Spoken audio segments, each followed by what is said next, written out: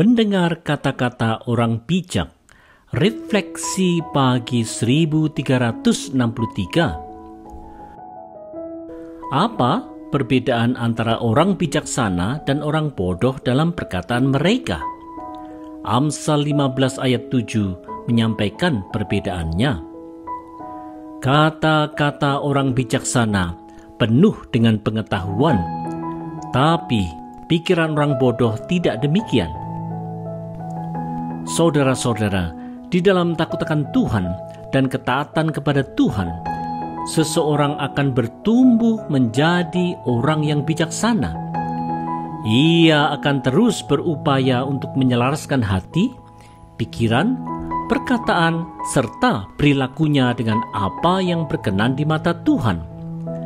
Kata-katanya akan penuh dengan hikmat dan pengetahuan karena ia takut Tuhan.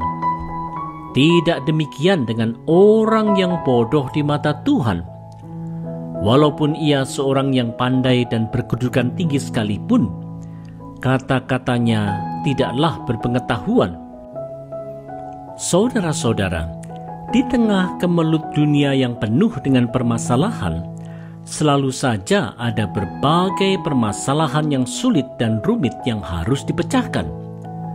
Manusia kemudian mencoba mencari berbagai cara untuk keluar dari permasalahan tersebut. Bila ia mendengar nasihat jahat, maka ia pasti akan tersesat. Bila ia mendengar nasihat hikmat, maka ia tentu akan selamat.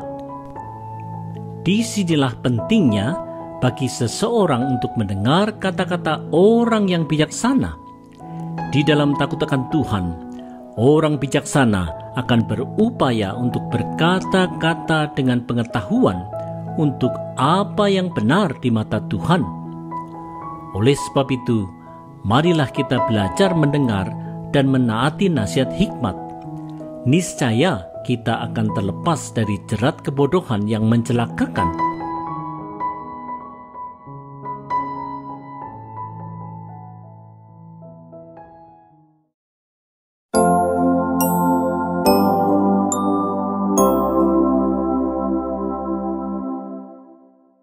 Bukan sekedar ritual semata. Refleksi pagi 1364.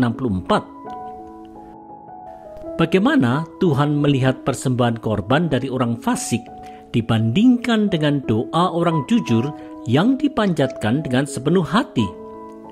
Mari kita simak Amsal 15 ayat 8. Korban orang fasik adalah kekejian bagi Tuhan, tetapi doa orang jujur dikenannya. Saudara-saudara, sejak dari awal mula di Kejadian 4 dalam cerita Kain dan Habel, Tuhan Allah berkenan pada persembahan korban yang disampaikan dengan kesungguhan dan ketulusan hati. Tuhan Allah, Sang Pemilik alam semesta yang maha kuasa itu, menilik kondisi hati manusia yang terdalam dan bukan hanya sekedar melihat ritual yang dilakukannya. Bahkan melakukan ritual semata tanpa ketulusan hati dan tanpa rasa takut akan Tuhan adalah jahat di mata Tuhan. Saudara-saudara, orang percaya seringkali berupaya untuk melakukan dengan setia berbagai ritual agama, misalnya saja memberikan persembahan, pergi ke kebaktian, membaca kitab suci, dan melakukan berbagai kegiatan pelayanan. Bahkan, religiusitas seseorang seringkali diukur dari seberapa giat orang itu untuk terlibat dalam aktivitas keagamaan, termasuk juga seberapa besar uang persembahannya.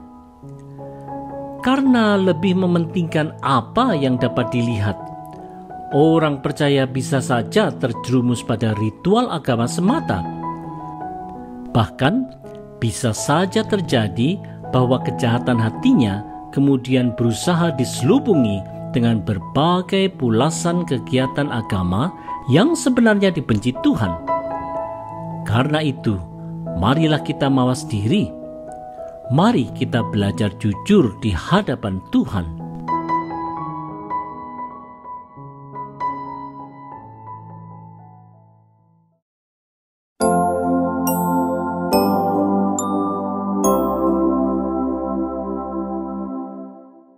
memilih untuk hidup benar. Refleksi pagi 1365. Bagaimana Tuhan melihat cara hidup orang fasik dan cara hidup orang benar? Mari dengar petunjuk Amsal 15 ayat 9. Jalan orang fasik adalah kekejian bagi Tuhan, tetapi siapa mengejar kebenaran dikasihinya. Saudara-saudara, cara hidup orang fasik yang suka berpikir dan berperilaku jahat adalah hal yang pasti tidak akan berkenan di mata Tuhan. Ini adalah cara hidup yang harus ditinggalkan, karena ini adalah cara hidup yang sia-sia saja. Tidak hanya cara hidup jahat itu pasti tidak akan mendatangkan kebahagiaan hati, cara hidup jahat itu pasti akan mendatangkan akibat buruk, tidak hanya selama hidup di dunia ini, tetapi juga di kekekalan kelak. Cara hidup yang benar di mata Tuhan memang harus diupayakan di kehidupan ini. Saudara-saudara, di dalam arus dunia yang begitu deras mengalir ke arah yang jahat, cara hidup yang benar di mata Tuhan adalah kehidupan yang melawan arus. Standar dunia yang lebih mementingkan ukuran-ukuran dunia seperti kekayaan, jabatan, popularitas, dan gengsi merasuk juga pada standar kesuksesan orang percaya. Akibatnya, bukannya orang percaya menjadi garam yang membawa pengaruh baik ke sekitarnya.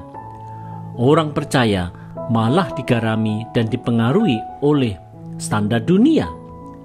Bukannya mengawetkan, orang percaya justru membawa kebusukan bagi sekitarnya. Oleh sebab itu, marilah kita bertobat dan mari belajar terus untuk hidup benar di mata Tuhan. Walaupun sulit, mari kita berani hidup melawan arus dunia yang jahat ini.